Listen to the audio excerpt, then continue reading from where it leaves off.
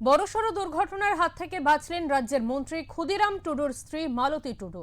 বুধবার সকালে ১৯ নম্বর জাতীয় সড়ক সারুল মোড় এলাকায় দুর্ঘটনার কবলে পড়ে তাদের ৪ চাকা গাড়িটি। গাড়িতে ছিলেন মন্ত্রী ক্ষুদিরাম টুডুর স্ত্রী মালতী টুডু ও গাড়ির চালক। স্থানীয় গলসি ৪ নম্বর বিজেপি মণ্ডল সভাপতি রামপ্রসাদ হেমব্রম জানিয়েছেন, মালতী টুডু বর্ধমান থেকে বাঁকুড়া যাচ্ছিলেন। সারুল মোড়ে ট্রেলার গাড়ির ধাক্কায় একটি মোটর ভ্যান রাস্তার মাঝে চলে আসতেই দুর্ঘটনাটি ঘটে। ঘটনাস্থলে ছুটে আসে গলসি থানার পুলিশ। তারা ৪ চাকা গাড়ি থেকে মালতী দেবী এবং গাড়ির চালককে উদ্ধার করে বর্ধমান মেডিকেল কলেজ হাসপাতালে নিয়ে যায়। ঘটনায় আহত হয়েছেন মালতী টুডু, এছাড়াও চালকের ডান হাতে চোট লাগে। বর্তমানে তারা বর্ধমান মেডিকেল কলেজ হাসপাতালে চিকিৎসাধীন রয়েছেন।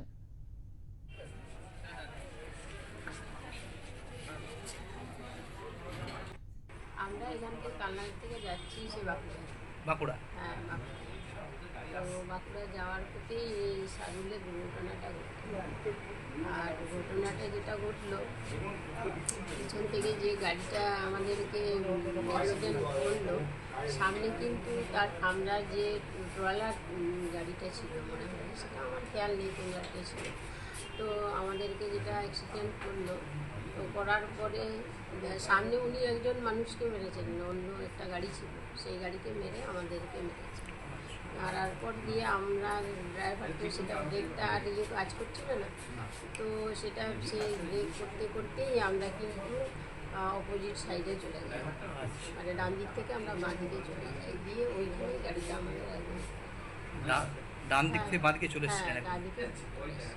কারণ আমাদের সামনে গাড়ি ছিল না, যদি আমাদের সামনে যদি গাড়ি থাকতো তাহলে আমাদের বিপদটা বড়সড় আকারে হয়েছে।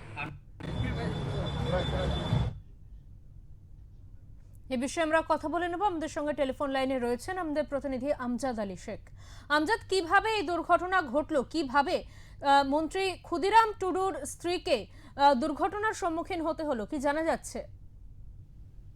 একেবারে দেবাঞ্জলি, তোমায় জানিয়ে রাখি যে পূর্ব বর্ধমান জেলা ঠিক গলসির কাছাকাছি একটি গ্রামের কাছে এই ঘটনাটি ঘটে এবং সাত সকালে ঘটনাটা ঘটার পর কিন্তু এলাকার মানুষ ছুটে আসে এবং মালতী টুডু বিষয়টি সবাই জানতো না।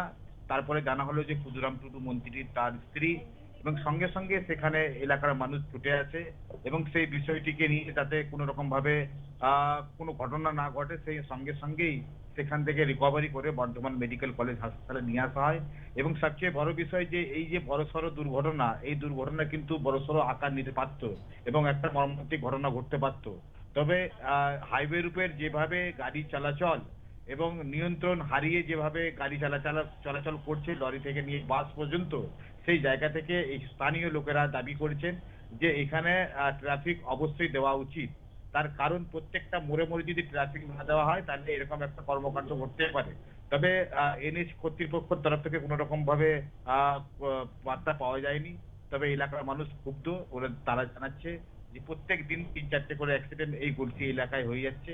তার মধ্যে ক্ষুদিরাম টুডুর স্ত্রী, তিনিও কিন্তু আজকে জখম হয়েছে। সবথেকে বড় বিষয় যে এখন যে কি করবেন, এখন কি করা উচিত, সেটা নিয়ে কিন্তু খুব চিন্তা ভাবনা রয়েছেন ক্ষুদিরাম টুডু, এমনটা কিন্তু জানা গেছে তার পরিবারের লোকেরা জানিয়েছে। তবে তিনি বর্ধমান মেডিকেল কলেজ আসার পর ১ ঘন্টা তিনি ছিলেন এবং সেখান থেকে তিনি বেরিয়ে চলে যান। তার কারণ প্রাথমিক চিকিৎসা হয় এবং তিনি যাতে আরো ভালো ব্যবস্থাপনায় যাতে চিকিৎসাটা করাতে পারে সেই জায়গায় তাকিয়ে কিন্তু তারা এখান থেকে চলে যায়। এই মুহূর্তে তাদের শারীরিক পরিস্থিতি কেমন রয়েছে মালতী টুডু এবং তাদের অবনতি দেখো, ড্রাইভার যিনি ছিলেন তার হাতে খুব চোট হয়েছে। বর্ধমান থেকে কোনো একটা ড্রাইভারকে ঠিক করা হয়েছে, গাড়ি চালককে ঠিক করা হয়েছে তাদেরকে নিয়ে যাওয়ার জন্য। এবং ক্ষুদিরাম টুডু এই খবরাখবর পেয়ে এলাকার নেতৃত্বরা যারা আছেন তারাও কিন্তু এসেছিলেন, তারাও বিষয়টি খতিয়ে দেখেছেন যাতে কোনো রকম ভাবে অসুবিধা না হয়। অনেক ধন্যবাদ।